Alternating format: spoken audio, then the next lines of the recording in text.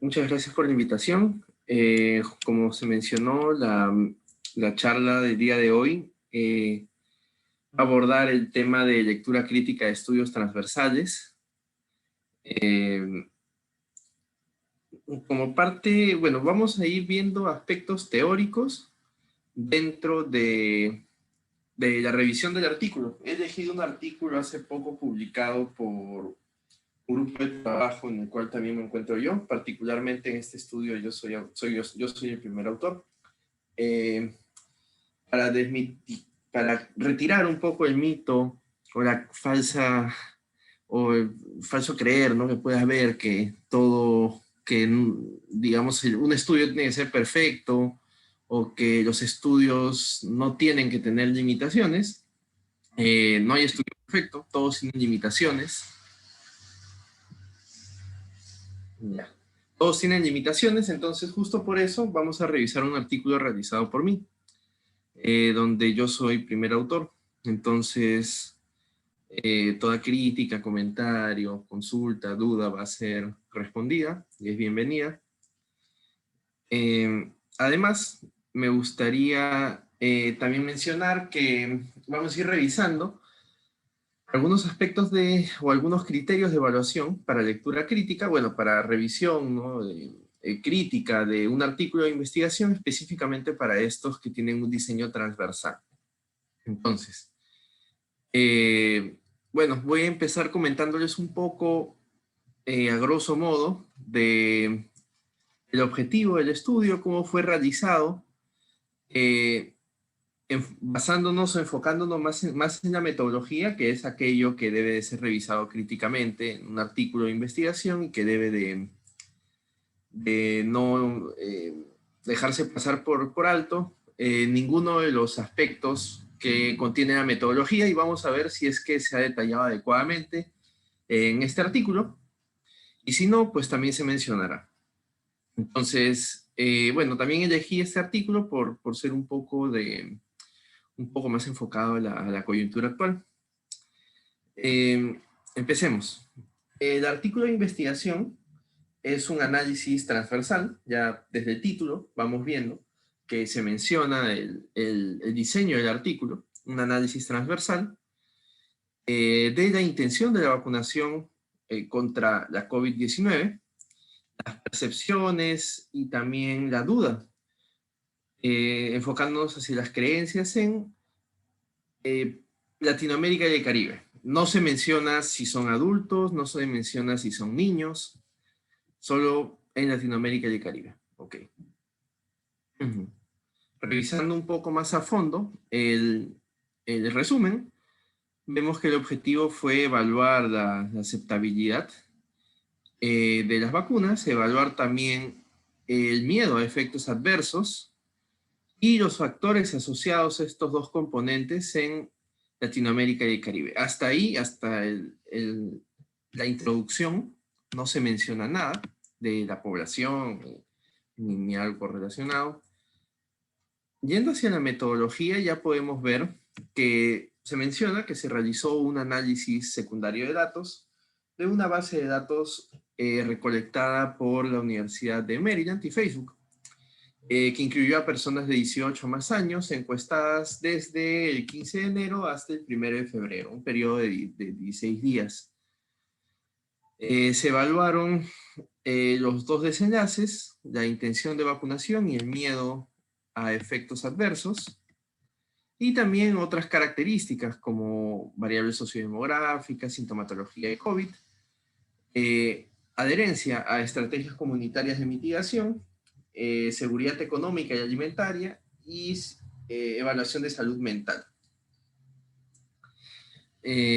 Asimismo, también se menciona que se evaluó la influencia que pudo haber tenido algún actor, digamos, algunos actores dentro de esta intención de vacunación. Y bueno, que se calcularon razones de prevalencia crudas y ajustados con sus respectivos intervalos de confianza en 95%. De los resultados, solo vamos a ver los resultados en el resumen, porque vamos a irnos directamente a la metodología. Se analizó a 472.521 personas o respuestas de adultos de Latinoamérica, hallando una intención de vacunación del 80% y un miedo a vacunarse del 81,2%. Miedo a efectos adversos, esa en realidad, perdón. Y bueno, se mencionan ahí algunos factores asociados, que ya los pueden revisar con más calma después. Okay. Ya. Bueno, una introducción, ahí está descrita. Solo mencionar que la introducción puede tener distintas formas, pero dentro de un carácter académico podemos reconocer tres componentes en la introducción, con un diagrama de embudo o con una estructura de embudo, yendo de lo más general a lo más específico, empezando con la descripción del problema, abordándolo siempre con relación al impacto que puede tener a nivel mundial, a nivel latinoamericano y después dentro del contexto que se quiera abordar. En este caso fue latinoamericano, por eso es que abordamos o nos enfocamos en la mortalidad detallada por cada uno de los países, o los más resaltantes, ¿no? Que Latinoamérica es de conocimiento público, que es uno de los continentes más afectados por la COVID-19. Después, en introducción, en el segundo párrafo, debería enfocarse a qué es lo que no se sabe con respecto al tema.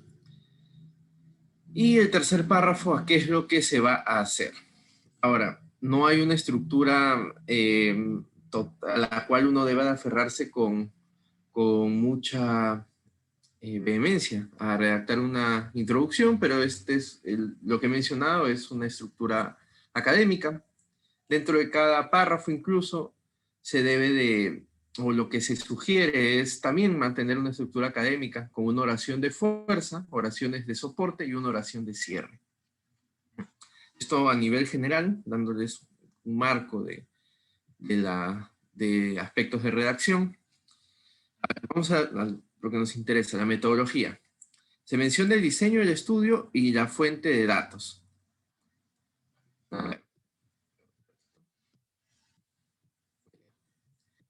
Se menciona que se realizó un análisis secundario de una base de datos recolectada por la Universidad de Maryland en conjunto con la red social Facebook.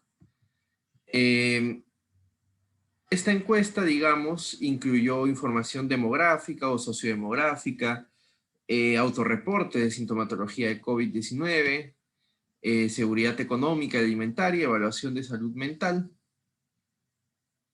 Y también tenía un módulo adicional de actitudes hacia la vacunación. La encuesta empezó a recolectarse en abril del 2020 y se realiza diariamente en más de 200 territorios, más de 200 países o territorios, y está traducido a la lengua primaria o la más común. Yo les cuento un poco más sobre esto,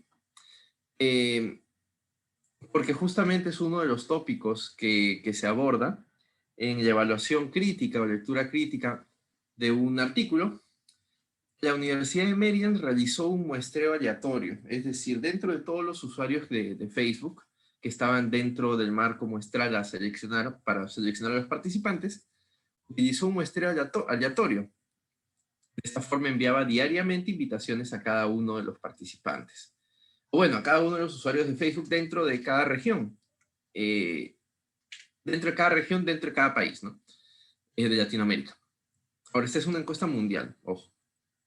Pero la selección era aleatoria. Seleccionaba aleatoriamente a cada, digamos, potencial participante y cada persona decidía si elegía o no participar, ¿no? Si es que elegía participar o no. Entonces, la población fueron adultos de 18 a más años, usuarios de Facebook, encuestados durante el periodo ya mencionado, y llegamos a un total de 784.460 adultos. Sin embargo, se excluyeron a los que tenían, o a quienes no tenían las variables de interés para este análisis, quedándonos finalmente con 472.521 personas de 20 países de Latinoamérica y el Caribe. Ahora, veamos, veamos como primer ítem. La muestra,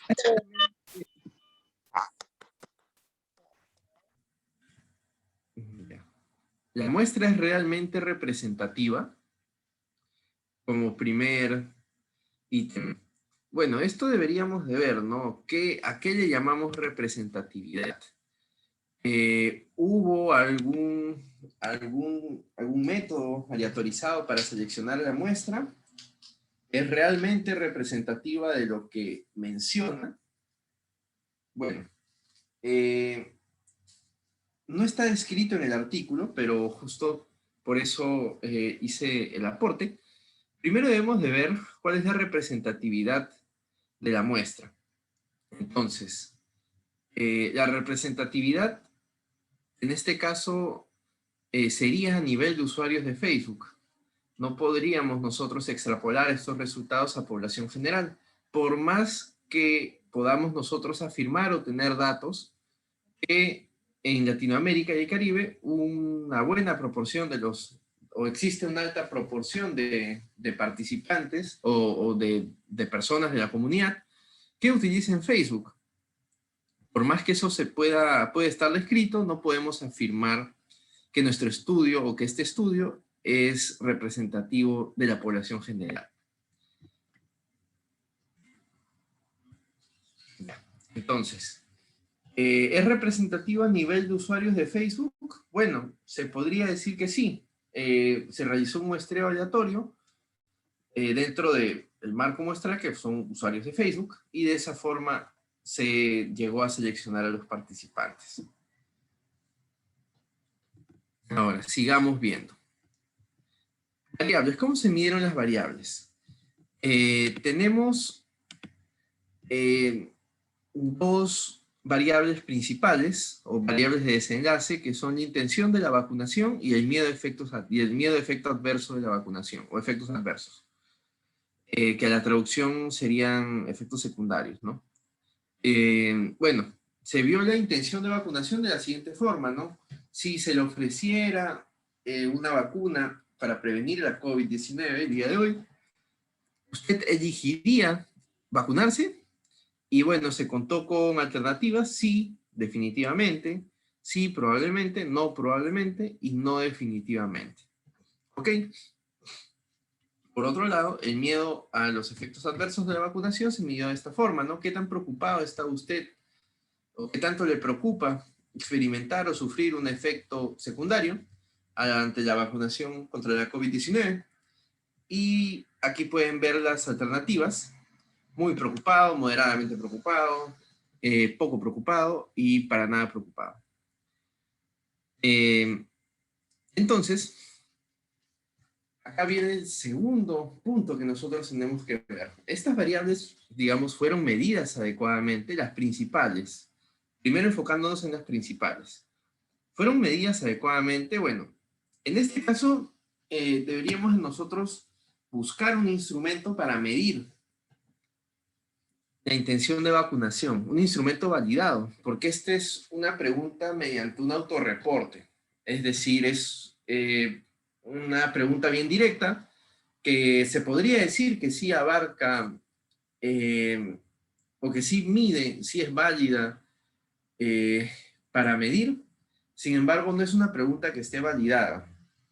No podemos afirmar que realmente mide lo que nosotros queremos ver, que es intención de vacunación o miedo a efectos adversos de la vacunación. Sin embargo, aquí tenemos que sopesar y digamos, poner en una balanza. Si yo le coloco una persona que ya va a responder una encuesta larga, si yo le coloco a una persona un instrumento de 20 preguntas para medir intención de vacunación y 10 preguntas para medir miedo a efectos adversos, efectos secundarios, realmente voy a conseguir un resultado válido. Esto es bien importante. Como ejemplo, ¿no? Ustedes pueden haber escuchado, yo les menciono el ejemplo, del PHQ-9, un instrumento para medir sintomatología depresiva. Sin embargo, se fueron validando instrumentos más cortos, por ejemplo el PHQ-2, que es un instrumento de 2 preguntas para medir sintomatología depresiva.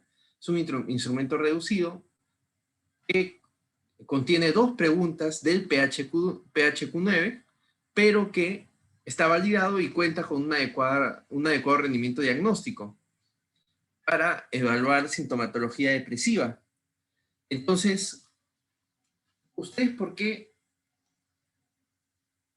creen que surge este PHQ-2 en oposición al PHQ-9? Si el PHQ-9, digamos, podríamos considerarlo, entre comillas, ¿no? Un gold estándar. Digo entre comillas porque el gold estándar o el estándar de oro, la mejor prueba, siguen siendo los criterios del DSM-5. Entonces,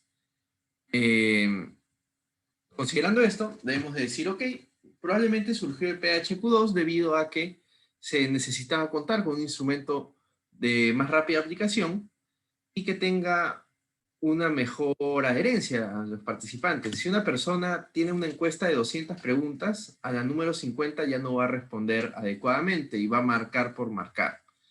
Entonces, si nosotros ponemos, digamos, en una balanza esa característica que ya era una encuesta grande, que tiene información sensible, y podríamos considerar que esta es una medición adecuada. Podríamos considerar que es una medición adecuada. Esta pregunta es dirigida, aborda, se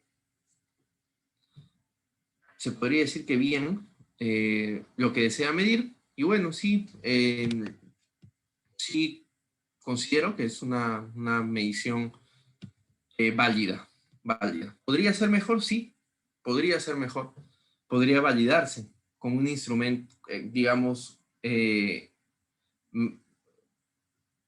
comparándolo con un instrumento validado, ¿no? Sin embargo, ante la necesidad rápida de tener una medición, se podría utilizar. Ahora vamos a las variables de exposición, los factores asociados. Aquí tenemos distintas variables independientes que varían entre variables sociodemográficas, sintomatología de COVID-19, adherencia a estrategias de mitigación, estrategias comunitarias de mitigación, seguridad económica y alimentaria y evaluación de salud mental. Estas son mediante autorreporte. Sí se podría decir que es una medición válida también. Es lo habitual. Estas preguntas también son directas, fueron medidas de forma directa con un autorreporte de síntomas y también síntomas en las últimas 24 horas y también comportamientos que se podrían traducir en la adherencia o la falta de adherencia a estrategias comunitarias de mitigación. También sería una medición válida. Las preguntas son bastante directas, como en el caso de la intención de vacunación y el medio de efectos adversos. Preguntan sobre si es que la persona se lavó las manos, si es que usó mascarilla, o si es que estuvo en contacto con alguna persona con la que no viva por más de una hora, por más de un minuto, ¿no? Rompiendo, digamos, el distanciamiento físico.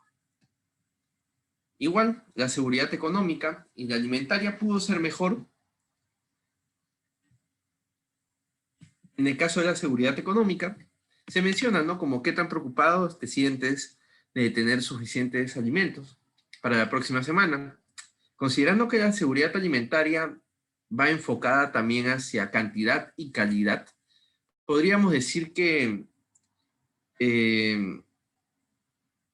no mide completamente lo que desea medir. Hay mejores instrumentos para evaluar seguridad alimentaria, sí, definitivamente hay cuestionarios validados, pero esta es una alternativa mediante un autorreporte que no es la mejor, pero sí es válida. Igual en el caso de la seguridad económica. Aquí podríamos tener quizás la mejor medición, que es la medición de salud mental. considerando que son ítems o son preguntas extraídas de un cuestionario validado, que en este caso es el K10, la escala de distrés psicológico de Kessler. Igual se menciona cuál es la pregunta que se colocó en la encuesta de Facebook o extraída del K10. Y sí, no es un instrumento validado como el PHQ-2, por ejemplo, pero al menos es una pregunta extraída de un cuestionario validado. No es lo mejor, pero es válido. Entonces, como ya hemos podido ver en esta sección, las variables fueron obtenidas mediante autorreporte, no se empleó ningún cuestionario validado, sin embargo, son mediciones válidas. No es la mejor medición con la que se va a poder contar, pero son mediciones válidas. Ahora, ¿es obligatorio contar con las mejores mediciones siempre? Es decir, si no tengo el gold estándar o el estándar de oro, mi estudio queda inválido. No necesariamente. Les pongo un ejemplo clínico. Para la evaluación de resistencia a la insulina, se conocen múltiples instrumentos, el HOMA-IR, el TIG, el Quickie, el TGHDL, el METS-IR, la cintura hipertrigliceridémica, el índice de Matsuda, entre otros, ¿no? Por mencionar algunos. Sin embargo, ninguno de los, creo que más de cinco mediciones o índices representan el estándar de oro. ¿Cuál es el gold estándar entonces para medir resistencia a la insulina? El gold estándar es el clamp euglicémico hiperinsulinémico. Esta medición con nombre largo y complicado también es una medición compleja. Es una medición no solo compleja porque sea cara, sino también porque es invasiva.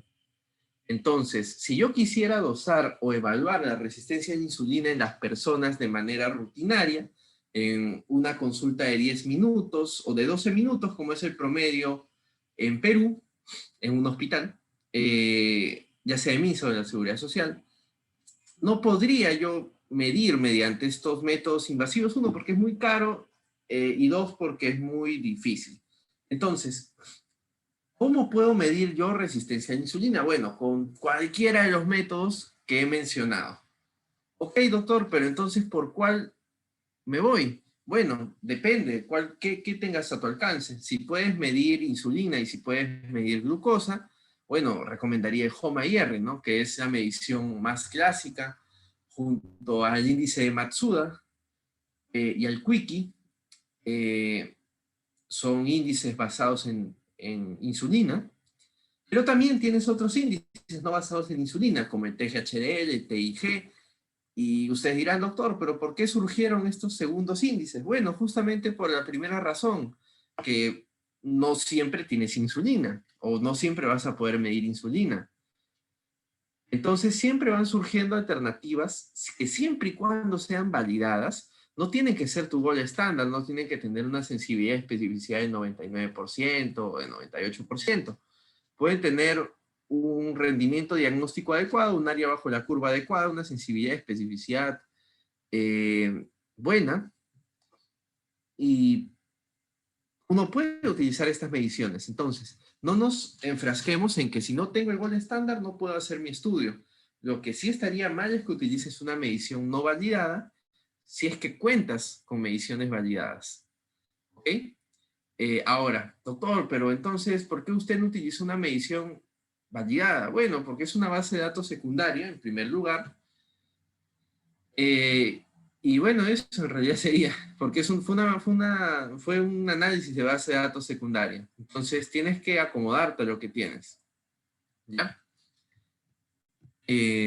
Sigamos. Ahora, se tiene el cálculo del tamaño de muestra, es decir, se realizó un cálculo de tamaño de muestra. Bueno, en este caso, al ser un estudio secundario, un análisis secundario, se podría realizar un cálculo de potencia estadística o poder estadístico, el cual en la literatura se ha descrito como un poder por encima del 80% como adecuado. Sin embargo, esto no se realizó. ¿Por qué? Bueno, si bien yo hice el análisis, podría decir que es un poco difícil, ¿no? Pensar que no se tiene suficiente poder con casi 500.000 de personas. Probablemente ahí se obvió esta información por esa situación, pero idealmente, debido a que no rutinariamente se va a contar con una base de datos de 500.000 de personas, o más de 1.000.000, como en algún momento se ha realizado análisis con esta base de datos, en algunos estudios aún no publicados, debido a que no se cuenta rutinariamente con esta facilidad, ¿no? Facilidad entre comillas, eh, porque ya han visto que tiene sus pros y sus contras. Entonces, sí es lo ideal, ¿no? Para un tema académico también, realizar un cálculo de potencia estadística, ¿no?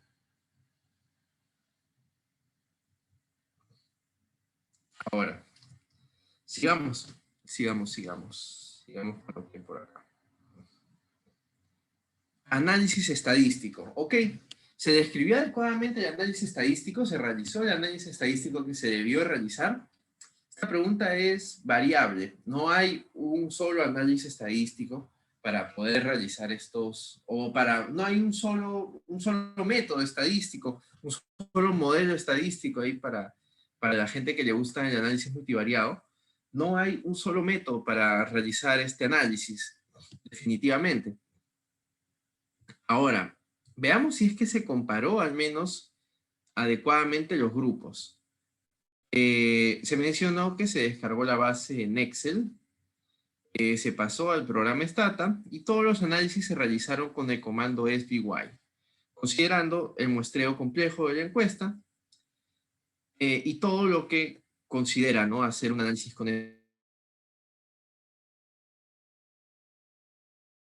SVY, probablemente con análisis de la ENDES, con análisis de Lenajo, es algo muy similar.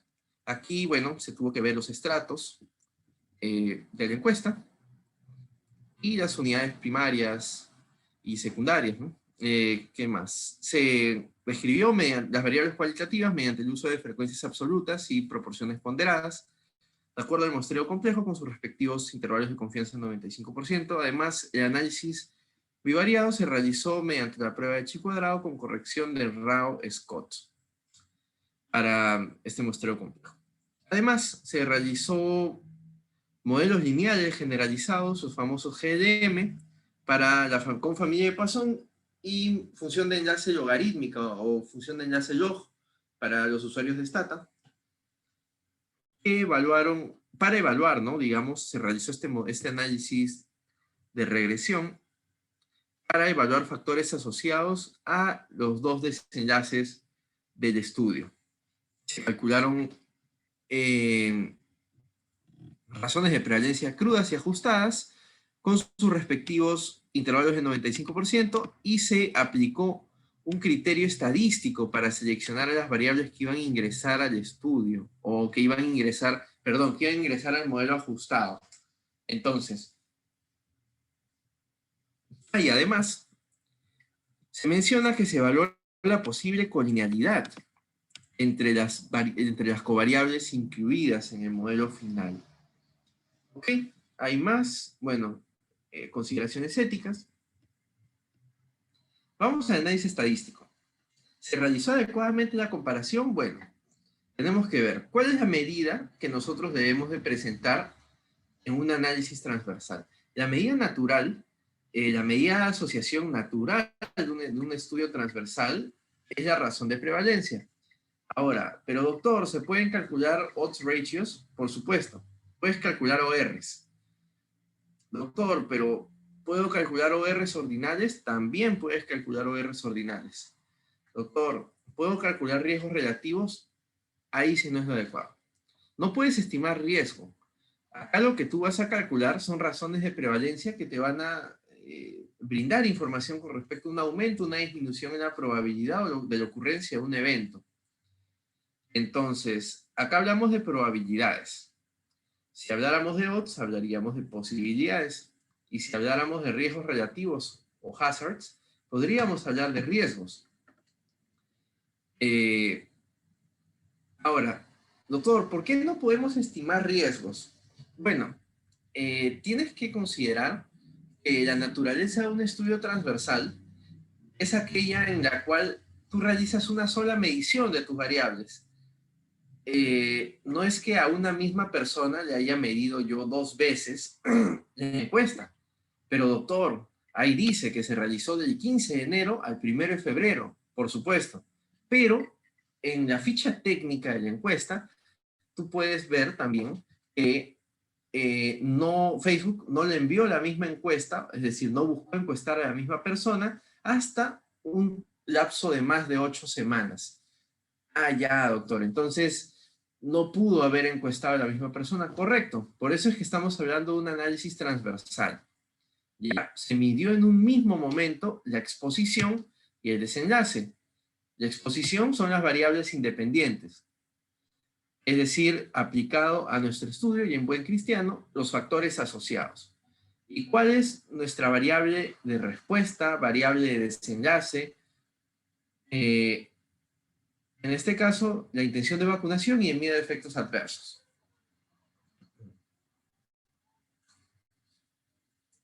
¿Ok? Entonces, ¿se calcularon razones de prevalencia? Sí, se calcularon razones de prevalencia.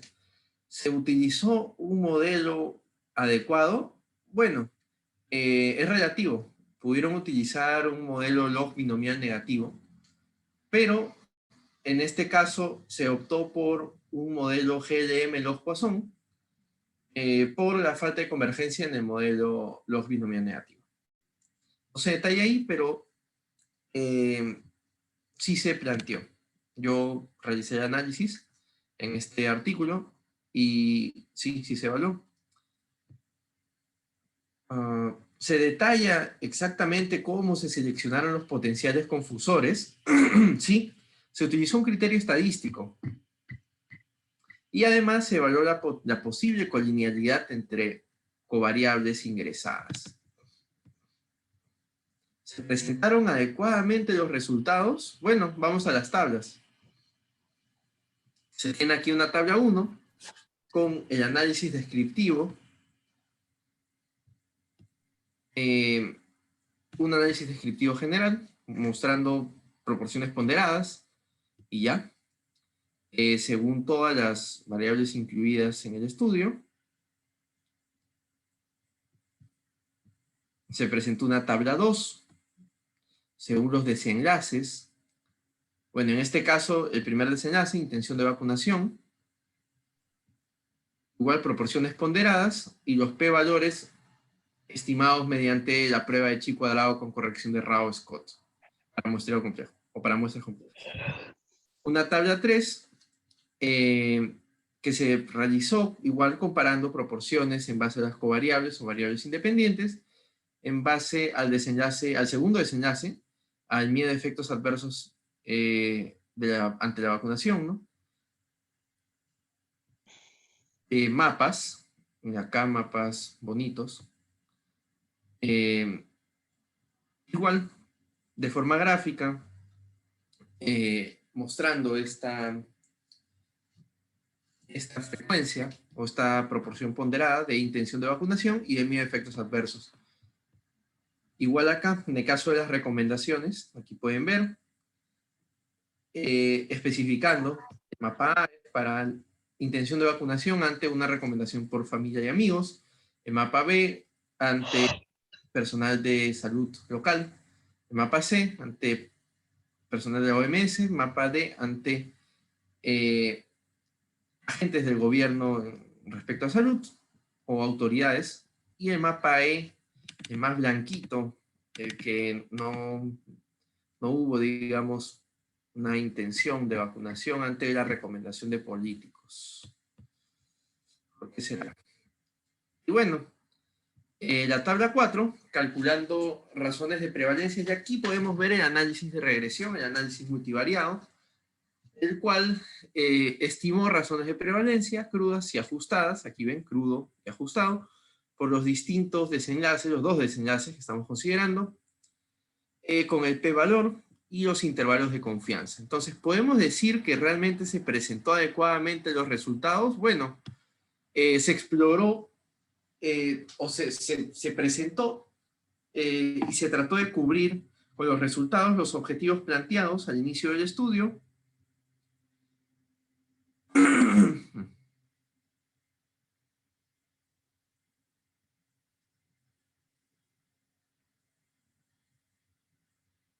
Ya, ya, perdón.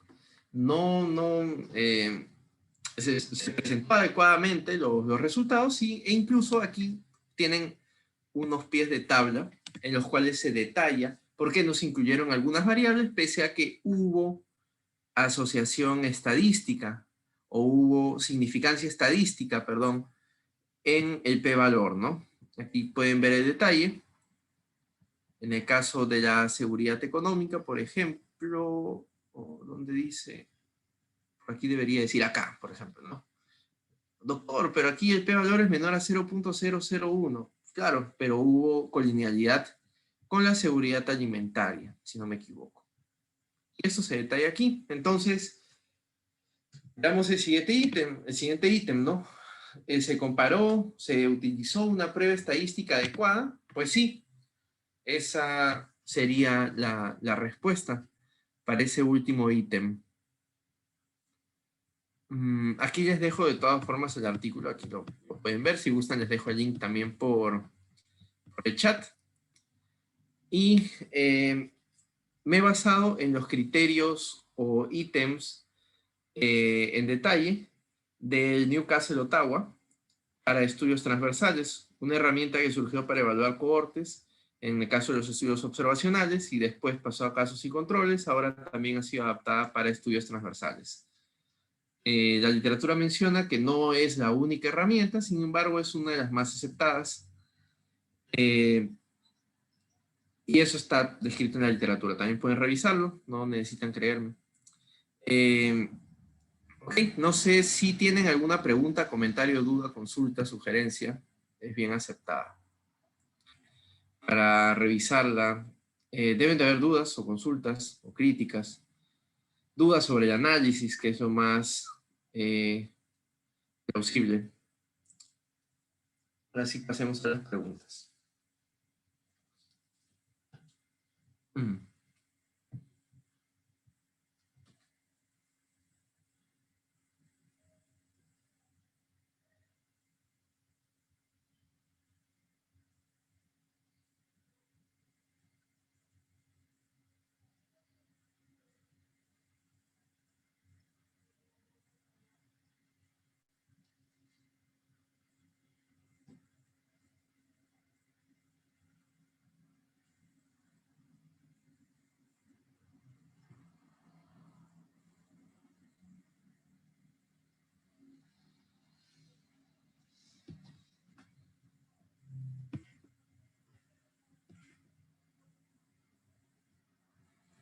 ¿No hay preguntas realmente? Eso nunca es un buen indicador. Significa que se han aburrido o no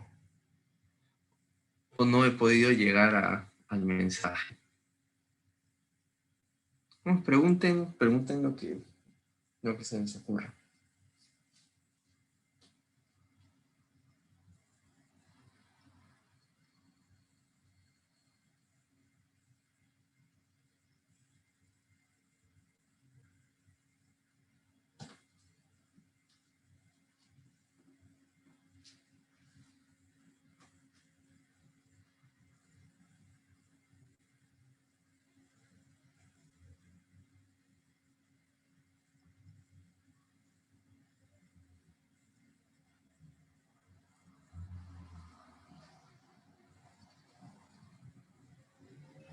Hay una pregunta en el chat y dice, ¿cómo se puede saber la confiabilidad y validez de este tipo de estudio? Eh, si te refieres a los estudios transversales, bueno, confiabilidad y validez tendrías, bueno, son, el término confiabilidad y validez están más relacionados a, o sea, bueno, depende de cómo lo veas, ¿no? Puede ir hacia el instrumento de la medición, o puede ir hacia validez interna y validez externa. Entonces, tendrías que, en base a lo que hemos mencionado, ¿no? Ver, ok, validez externa, ok, hay sesgos, ¿dónde puedo encontrar eso? Bueno, independientemente de la lectura crítica, puedes encontrar en la sección de limitaciones, que sí la hemos colocado y está exactamente con una cápita. Aquí están las limitaciones, está mencionado. Y por otro lado, con el aspecto de los instrumentos, ¿no? De las mediciones, pues es justamente lo que realizamos de forma detallada, ¿no? En el tema de cómo se midió cada una de las variables.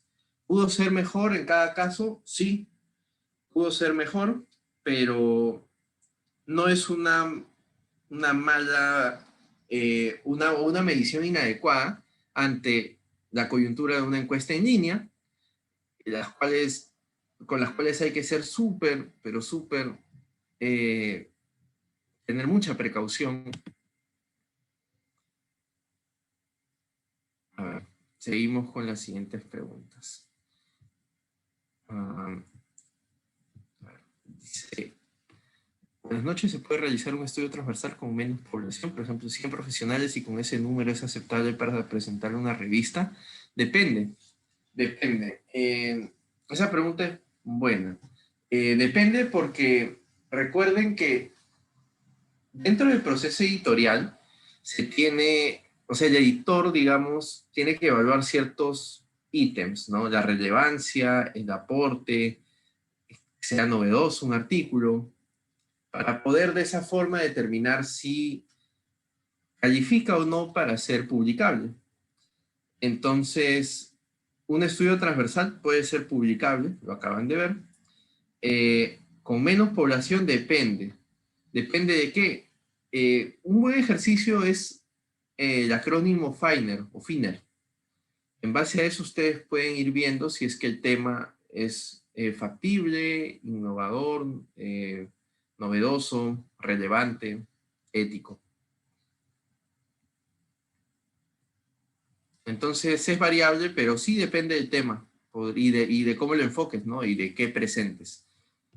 Si tienes mediciones adecuadas, un análisis adecuado y el artículo está bien escrito, puedes publicarlo donde quieras.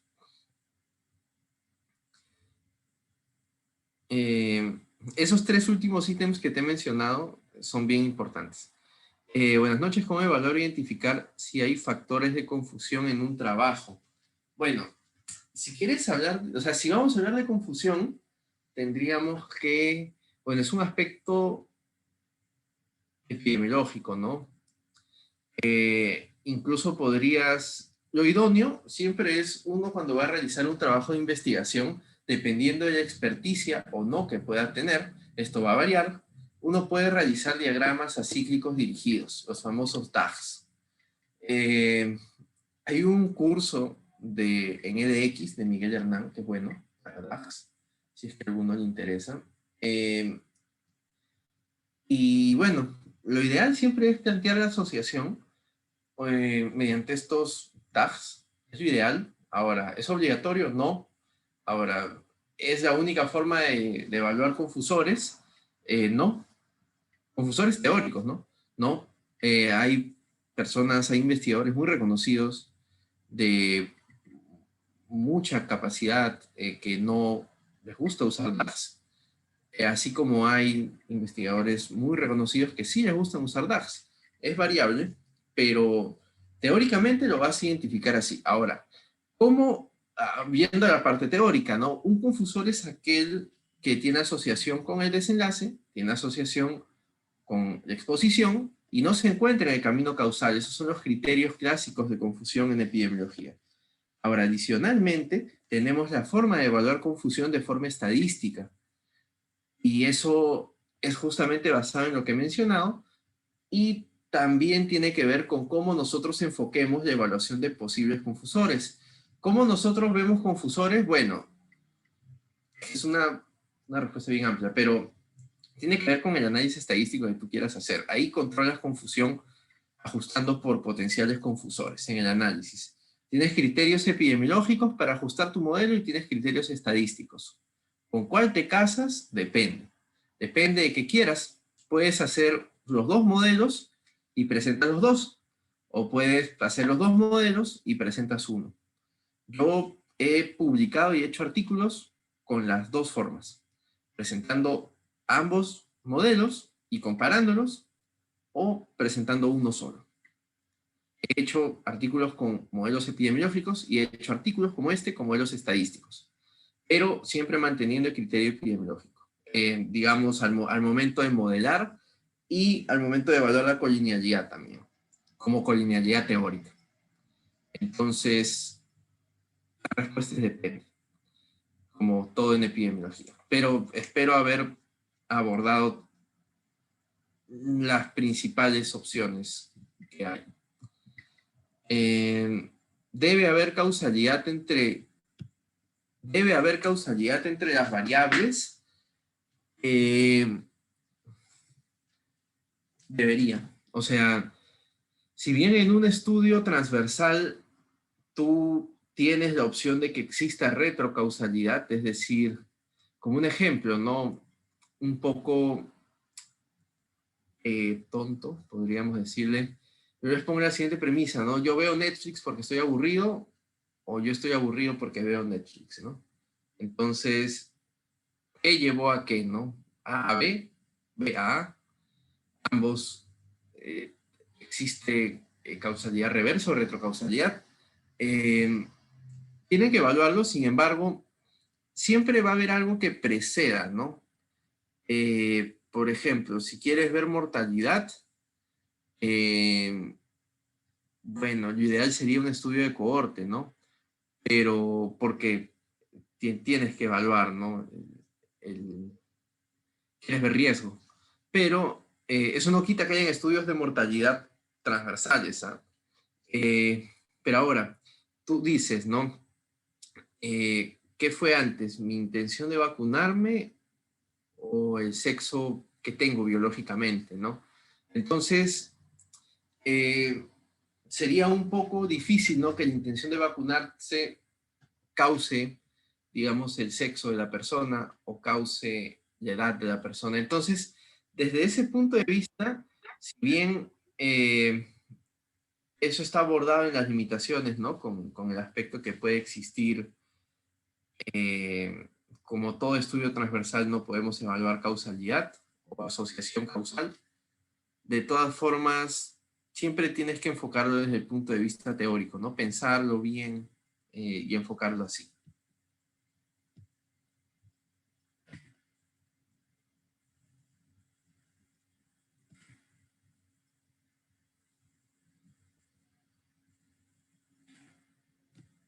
No sé si habría alguna otra pregunta, consulta.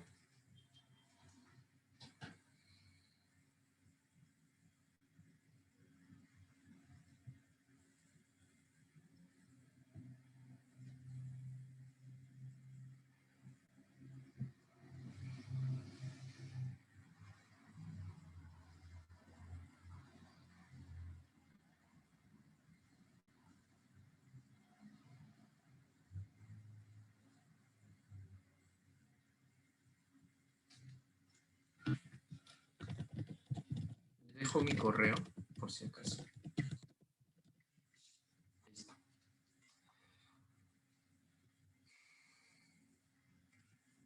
Bueno, en vista de que ya no hay más dudas al respecto, agradecerle, doctor, por su tiempo. La ponencia ha estado muy interesante, muy precisa la información también, y esperamos contar con su apoyo en una siguiente oportunidad.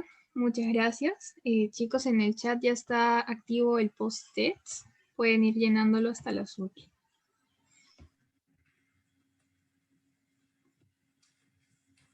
Bueno, muchas gracias por la invitación.